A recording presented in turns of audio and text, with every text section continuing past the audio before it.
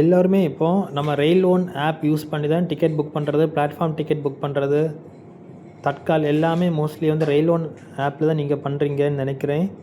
Rail one செயலி மூலம் எடுக்கப்படும் ஆன்லைன் டிக்கெட்டுகளுக்கு கட்டுப்பாடு விதிக்கப்பட்டுள்ளது. இந்தியன் ரயில்வே அறிவிப்பு.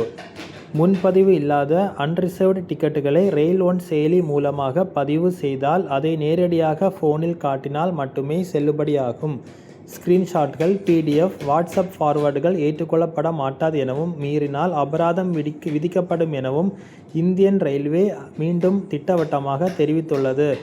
இந்திய ரயில்வேயின் புதிய ரெயில் ஒன் செயலி மூலம் எடுக்கப்படும் முன்பதிவு இல்லாத அன்ரிசர்வ்டு டிக்கெட்டுகள் குறித்து ரயில்வே நிர்வாகம் மிக முக்கியமான அறிவிப்பை வெளியிட்டுள்ளது. டிஜிட்டல் டிக்கெட்டுகளை தவறாக பயன்படுத்துவதை தடுக்கவும், போலி டிக்கெட் மோசடிகளை தவிர்க்கவும் இந்த அதிரடி நடவடிக்கை எடுக்கப்பட்டுள்ளது.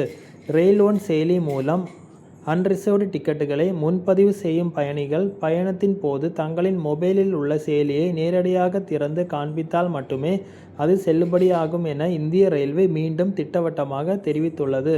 டிக்கெட்டுகளின் ஸ்கிரீன்ஷாட்டுகள், பிடிஎஃப் வடிவங்கள், வாட்ஸ்அப் ஃபார்வர்டுகள் ஆகியவை எக்காரணம் கொண்டும் பயணச்சீட்டாக ஏற்றுக்கொள்ளப்பட மாட்டாது.